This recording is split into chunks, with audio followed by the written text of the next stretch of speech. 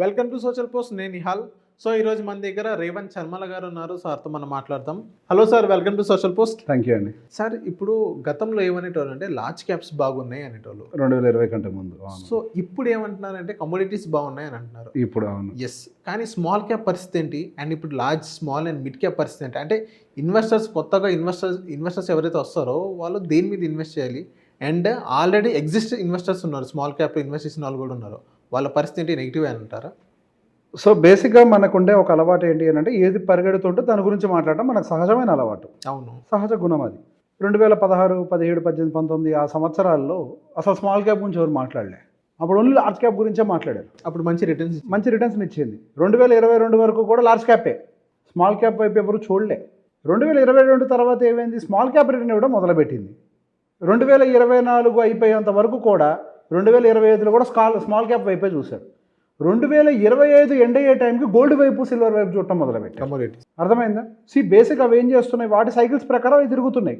వాటి మీద ఒపీనియన్ మార్చుకుంది ఎవరు? మనం చేంజ్ చేసుకున్నాం. ఇప్పుడు మనం ఎంత టైం ఫ్రేమ్ కోసం పెడుతున్నామో చెక్ చేసుకొని దాని తగ్గట్టుగా ఇన్వెస్ట్మెంట్ పెట్టుకుంటే రిస్క్ ఉండదు. అంటే ఇక నా క్వశ్చన్ సార్, వాళ్ళ రిటర్న్స్ వాళ్ళు ఇస్తున్నాయా, మనం వాళ్ళంటే మన టైం సరిగ్గా ఇన్వెస్ట్మెంట్ టైమింగ్ ఇంపార్టెంట్ కదా. చాలా మంది మార్కెట్ని అసలు టైమింగ్ చేయొద్దంటారు, కానీ ఇన్వెస్ట్మెంట్ చేసేటప్పుడు ఎందులో ఇన్వెస్ట్ చేయాలంటే దానికి టైమింగ్ చేయాలి కదా. పెట్టిన తర్వాత టైమింగ్ చేయకూడదు. పెట్టక ముందు అర్థం చేసుకోవాలి కదా. ఏది పరిగెడుతుంటే దానివైపు ఇన్వెస్ట్మెంట్ చేస్తున్నామంటే దాని అనాలిసిస్ అని అంటామా? కాదు కదా. స్మాల్ క్యాప్ ఏమైంది, లాస్ట్ 2 years నుంచి one of the lowest return delivery చేసిన ఇండస్ట్రీ మొత్తం స్మాల్ క్యాపే.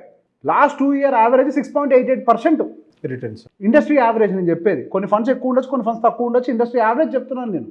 Average 6.88, last 1 yearలో 1.76. 2 సంవత్సరాల నుంచి మనకి మార్కెట్లో స్మాల్ క్యాప్ సెగ్మెంట్ రిటర్న్స్ ఇవ్వకపోతూ ఉంటే ఎంతమంది ఇన్వెస్టర్స్ ధైర్యంగా అందులో ఉండగలుగుతారు? దట్ మీన్ మనకి స్మాల్ క్యాప్ బ్యాడా? కాదు కదా. Small cap is not bad. ఎవరు చెప్పారు స్మాల్ క్యాప్ బ్యాడ్ అని? మిడ్ క్యాప్ బ్యాడ్ అని ఎవరు చెప్పారు? First we have to understand the difference between the large, mid and small. First మనకు అది అర్థం కావాలి. స్మాల్ క్యాప్ ఎమర్జింగ్ కంపెనీస్ ఒక రకంగా చెప్పాలంటే. లార్జ్ క్యాప్లో మనకి ఎమర్జింగ్ సెక్టార్స్ లేవు. ఇప్పుడు మార్కెట్లో ఎన్నో కొత్త సెక్టార్స్ ఎవాల్వ్ అవుతున్నాయి. ఇప్పుడు టూరిజం ఉందండి. ఎన్ని టూరిజం కంపెనీస్ లార్జ్ క్యాప్లో ఉన్నాయి? ఒక్కటి కూడా ఉండదు. టైలర్ రిలేటెడ్ కంపెనీస్ ఏమైనా కనపడతాయి? పెద్ద ఎత్తున కనపడవు. చాలా సెక్టార్స్ మిడ్ అండ్ స్మాల్లో ఉంటాయి. వాటిలో వాలటిలిటీ కూడా ఉంటుంది. అవన్నీ emerging sectors. We have to bear with them. ఆ వాలటిలిటీని భరించలేకపోతే అసలు మార్కెట్లోకి రాకూడదు. ఫస్ట్ మాట గుర్తుపెట్టుకోవాలి. మ్యూచువల్ ఫండ్ అనగానే మనం చెప్పే మాట ఏంటి, లాంగ్ టర్మ్ అయితే రండి అని. మరి 2 year రిటర్న్స్ చూసి ఎందుకు జడ్జ్ చేస్తున్నాం మనం? ఇప్పుడు ఒక చిన్న యావరేజెస్ చెప్తాను నేను. Small cap fund last 5 year average 21.42 ఉంది. Mid cap last 5 year average 20.05 ఉంది. లాస్ట్ 2 yearsలో మాత్రం సినిమా మారిపోయింది. స్మాల్ క్యాప్ ఏమో 6.88 ఉంటే మిడ్ క్యాప్ ఏమో 12.46 ఉంది. లాస్ట్ 3 yearsలో స్మాల్ క్యాప్ 19.47 ఉంటే మిడ్ క్యాప్ 22.75 ఉంది. యావరేజెస్లో ఎవరు గెలుస్తున్నారు? నేను ఇండస్ట్రీ యావరేజ్ చెప్తున్నాను, ఒక ఫండ్ గురించి మాట్లాడట్లేదు. బేసిక్గా నేను ఇందులో పెట్టాలన్న ఉద్దేశం కాదు నేను చెప్పటం. మార్కెట్లో మన ఇన్వెస్ట్మెంట్ పెట్టేటప్పుడు కొన్ని వాల్యుయేషన్స్ చూసుకోవాల్సిన అవసరం అయితే ఉంది. ఇప్పుడు ఈ రకంగా మీరు చెప్పిన విధానంగా సైకిల్ అని మీరు ఒక మాట అన్నారు. ఎస్. సో ఒకప్పుడు ఏదైతే పెరుగుతుందో దాని చుట్టూ మనం పరిగెడుతున్నామే అని మీరు అన్నారు. ఒక లాస్ట్ 2 years నుంచి స్మాల్ క్యాప్ అని అన్నారు. సో ఇలాంటి సిచ్యువేషన్స్లో మన పోర్ట్ఫోలియో అనేది స్మాల్ క్యాప్ ఎంత ఇచ్చుకోవాలి, మిడ్ లార్జ్ ఎంత ఇచ్చుకోవాలి, కమోడిటీ ఎంత ఇచ్చుకోవాలి ఇప్పుడున్న సిచ్యువేషన్స్లో ప్రజెంట్?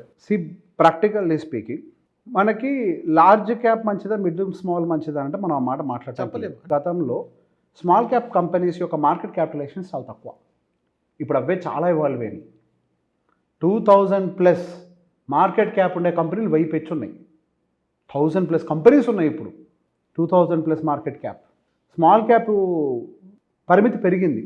మనం చూడటానికి స్మాల్ క్యాప్ 250 కంపెనీస్ చూస్తాం, కానీ మనం 2000 కంపెనీస్ వరకు కూడా స్మాల్ క్యాప్ కింద పరిగణించవచ్చు. 1000 కంపెనీస్ వరకు కూడా 2000 మార్కెట్ క్యాప్ అబౌవ్ ఉండే అన్నిటిని కూడా.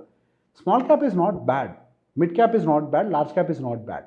It is about how much volatility that we can take. ఇప్పుడు మీకు వాలటిలిటీ తీసుకునే శక్తి లేదనుకోండి, go only with the large cap. ఎందుకు? లార్జ్ క్యాప్లో వాలటిలిటీ తక్కువ, రిటర్న్ తక్కువ. ఇప్పుడు లార్జ్ క్యాప్ పరిస్థితి లాస్ట్ 1 year యావరేజ్ అంటే ఒకసారి చూద్దాం. లార్జ్ క్యాప్ లాస్ట్ 1 yearలో 8.13% ఇచ్చింది. లాస్ట్ 3 yearsలో 15 ఇచ్చింది. లాస్ట్ 5 yearsలో 13 యావరేజ్ రిటర్న్ ఇచ్చింది. ఇప్పుడు లాస్ట్ 1 yearలో స్మాల్ క్యాప్ ఏమో లార్జ్ క్యాప్ కంటే తక్కువ ఇచ్చింది. కానీ లార్జ్ క్యాప్ స్మాల్ క్యాప్ కంటే ఎక్కువ ఇచ్చింది కదా. అంటే వాలటాలిటీ దాంట్లో కంపారిటివ్లీ తక్కువ ఉంటుంది. స్మాల్ క్యాప్కి వాలటాలిటీ ఎక్కువగా ఉంటుంది. మరి ఆ వాలటాలిటీని దృష్టిలో పెట్టుకోకుండా మనము డైరెక్ట్గా ఇన్వెస్ట్ చేస్తామంటే కుదరదు కదా. సో ఒక ఇన్వెస్ట్మెంట్ స్ట్రాటజీ ఫాలో అవ్వాలంటే ఒక చిన్న స్ట్రాటజీ చెప్తా. కాంట్రేరియన్ ఇన్వెస్టింగ్ అని ఉంటుంది. కాంట్రేరియన్ ఇన్వెస్టర్ పని ఏంటి అని అంటే వాల్యుయేషన్స్ ఎందులో అయితే పెరుగుతుంటాయో దాని నుంచి బయటకు వస్తాడు. ఇప్పుడు సెప్టెంబర్ 2024 టైంకి స్మాల్ క్యాప్ మిడ్ క్యాప్ యొక్క వాల్యుయేషన్స్ ఆకాశాన్ని అడుగుతున్నాయి. వాడు దాని నుంచి బయటకు వచ్చి ఉండేవాడేమో కాంట్రేరియన్ ఇన్వెస్టర్ అయితే. తర్వాత 2 ఇయర్స్కి ఏమైంది, అవి బాగా పడ్డాయి. 2 ఇయర్ యావరేజ్ మారిపోయింది. 2 ఇయర్ యావరేజ్ స్మాల్ క్యాప్ 6.8% బాగా కిందకు వచ్చింది. కాంట్రేరియన్ ఇన్వెస్టర్ ఏం చేస్తాడు, స్మాల్ క్యాప్లో ఫండ్స్ మూవ్ చేస్తాడు. ఎప్పుడు వాటి యావరేజెస్ అన్ని పడిపోయాక. అప్పటిదాకా మిడ్ క్యాప్ను లార్జ్ క్యాప్ను రెడీ చేస్తూ ఉంటాడు. మార్కెట్లో పెట్టుబడి పెట్టిన తర్వాత దాంట్లో వదిలేయటమే కాకుండా దాని అవసరాన్ని బట్టి రిటర్న్ కూడా చేయాలి. అందరినీ చేయమని చెప్పట్లేదు. అట్లీస్ట్ ఫ్రెష్ ఇన్వెస్ట్మెంట్స్ని కరెక్ట్గా మేనేజ్ చేయాలి. ఒక స్మాల్ క్యాప్, ఒక మిడ్ క్యాప్, ఒక లార్జ్ క్యాప్ పెట్టుకున్న తర్వాత మార్కెట్ కండిషన్ని బట్టి ఆ టైంలో మార్కెట్కి ఏది ఫేవరబుల్గా ఉందో చూసుకొని అట్లీస్ట్ ఆ సెగ్మెంట్లకు డబ్బులు పుష్ చేస్తూ ఉండాలి. ఆ టైంలోకి వచ్చేది 2020 ఆ టైం 20 నుంచి 22 వరకు స్మాల్ క్యాప్లోకి పుష్ చేసిన వాడికి డబ్బులు చాలా వచ్చినాయి. 24 టైంలో ఎప్పుడైతే వాల్యుయేషన్ బాగా పెరిగిపోయిందో అప్పుడు లార్జ్ క్యాప్లోకి పుష్ చేసినప్పుడు డబ్బులు వచ్చాయి. ఆ తర్వాత 2024 ఎండింగ్ నుంచి ఇప్పటి వరకు ఎవడైతే స్మాల్ క్యాప్లోకి పుష్ చేస్తాడో మేబీ కూడా రిటర్న్స్ రావచ్చేమో. అది ఎన్ని సంవత్సరాలకి? 5 ఇయర్స్ అలా పెట్టాలి.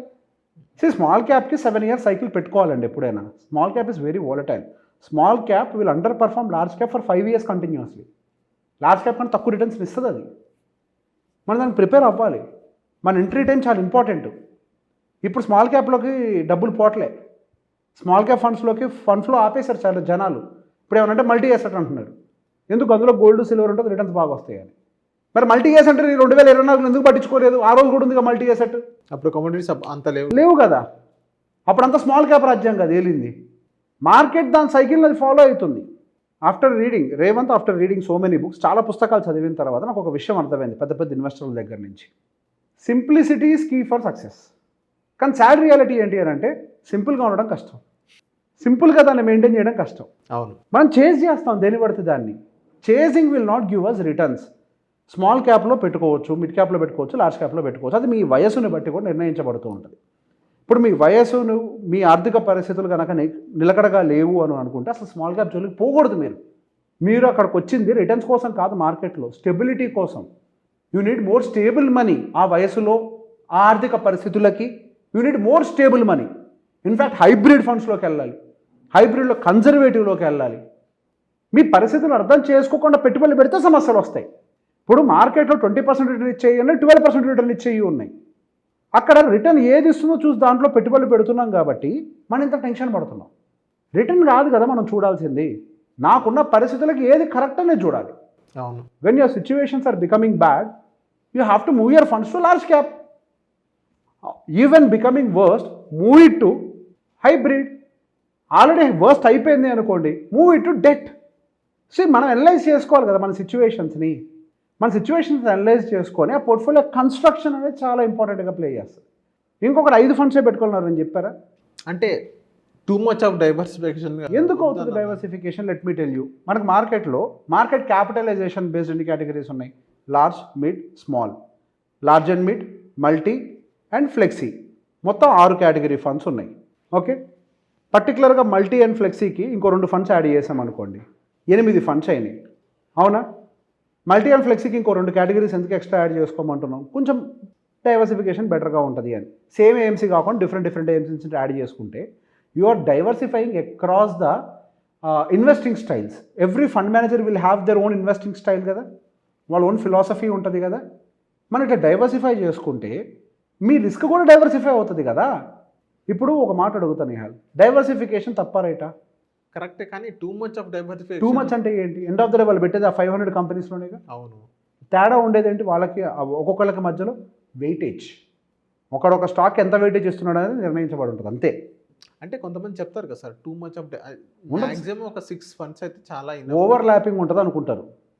ఓవర్ ల్యాపింగ్ ఇష్యూ వస్తుంది అనుకుంటారు. లెట్ మీ టెల్ యూ, మీరు డిఫరెంట్ ఏఎంసీస్ నుంచి సేమ్ కేటగిరీ ఫండ్స్ తీసుకున్నా ఓవర్ ల్యాపింగ్ 25-30% దాటదు. ఎందుకు? వాళ్ళు సేమ్ స్టాక్స్ పెడతారు. మీరు స్టాక్స్ వైజ్గా చూస్తే ఓవర్ ల్యాపింగ్ ఎక్కువ అనిపిస్తుంది. పర్సంటేజ్తో కాదు చూడాల్సింది. ఒకడు రిలయన్స్కి ఎక్కువ ఇస్తాడు, ఒకడు హెచ్డిఎఫ్సికి ఎక్కువ ఇస్తాడు, వాడు టాటా మోటార్స్కి ఒకటి ఎక్కువ ఇస్తాడు, ఇంకోటి మహేంద్రకి ఎక్కువ వెయిటేజ్ ఇస్తాడు. ఇంకొకటి బజాజ్కి ఇంకొకటి ఎక్కువ వెయిటేజ్ ఇస్తాడు. వెయిటేజ్లు మారుతాయి కదా, వెయిటేజ్ పాయింట్ ఆఫ్ వ్యూలో చూస్తే ఓవర్లాపింగ్ తగ్గిపోద్ది. ఈ ఎక్స్పెరిమెంట్స్ నేను ఆల్రెడీ చేశా. 10 ఫండ్స్ పెట్టినా 30 దాటదు ఓవర్లాపింగ్ ఫండ్ టు ఫండ్. ఒకటే ఏఎంసీ నుంచి పెడితే ప్రమాదం. ఓకే, డిఫరెంట్ ఏఎంసీస్ పెట్టుకుంటే ప్రమాదం తగ్గిపోద్ది. ఎందుకు ఒకటే ఏఎంసీలో పెట్టుకున్నప్పుడు వాళ్ళకి ఒకటే మైండ్ సెట్ ఉంటుంది హియర్ అండ్ దేర్. మన మైండ్ సెట్ని తీసి వేరే దగ్గర పెట్టాలి కదా. ఇక్కడ నేను పెట్టుబడులు పెట్టేటప్పుడు మిడ్లో పెట్టాను, లాస్ట్లో పెట్టాను, స్మాల్లో పెట్టాను నేను చూడను. ఫండ్ మేనేజర్ని చూసుకుంటా. నేను 10 మంది ఫండ్ మేనేజర్లో పెట్టుబడి పెట్టా, నేను 10 ఫండ్లలో పెట్టుబడులు పెట్టలే. అంటే ఫండ్ మేనేజర్ అంటే లాస్ అవ్వకుండా మెయింటైన్ చేస్తారు. అట్లేం లేదు, there is no guarantee. Fund manager is not a god. నాకు ఫండ్ మేనేజర్ చెప్పిన మాటే, ఫండ్ మేనేజర్ నాట్ గాడ్ అని అన్నాడు. ఒకరిని ఎందుకు నమ్మాలి అని వాళ్ళే అన్నారు. డోంట్ ఇన్వెస్ట్ అని అన్నారు. అట్లా ఎందుకు? ఒక ఫిలాసఫీ ఫెయిల్ అవ్వచ్చు. 2020 వరకు టాప్లో ఉన్న ఫండ్స్ 2022లో కనిపించలే. 2022 వరకు టాప్లో ఉన్న ఫండ్స్ 2024లో కనిపించలే. 24లో టాప్ ఉన్న ఫండ్స్ 2025లో కనపడలే. 25లో టాప్ ఉన్న ఫండ్స్ 2026లో కనపడలే. ఫిలాసఫీస్ వాళ్ళకు ఒక ఫిలాసఫీ ఉంటుంది కదా, అందులో కూడా సైకిల్స్ ఉంటాయి. Okay, why should you invest? ఇప్పుడు నేను 5 ఫండ్స్ పెడితే I'm investing 20% on 1 fund manager. 20% on 1 fund manager. ఈ యాంగిల్లో చూడు, 20%. అదే 10 పెడితే ఒక ఫండ్ మేనేజర్ మీద రిస్క్ ఎంత డైవర్సిఫై అయిపోద్ది. అవును. So this is how we have to see. అక్కడ స్టాక్స్ ఏది పిక్ చేయడం మన చేతుల్లో లేదు. మనం ఫండ్ మేనేజర్ నమ్ముతున్నాం. We are believing in fund manager. That fund manager will do something. That fund manager is working on some philosophy and some strategy. Diversify your philosophies and strategies here. ఏ stock అనేది నీ చేతుల్లో లేదు, fund manager చేతుల్లో ఉంటుంది. కానీ philosophy and స్ట్రాటజీని diversify చేయొచ్చు కదా. అవును. సో బేసిక్గా యావరేజ్ రిటర్న్స్ అనేవి అప్పుడు వస్తాయి. ఒక స్మాల్ క్యాప్ మీద ఎందుకు ఫోకస్ చేయాలి? I have seen people investing so much of money on small cap.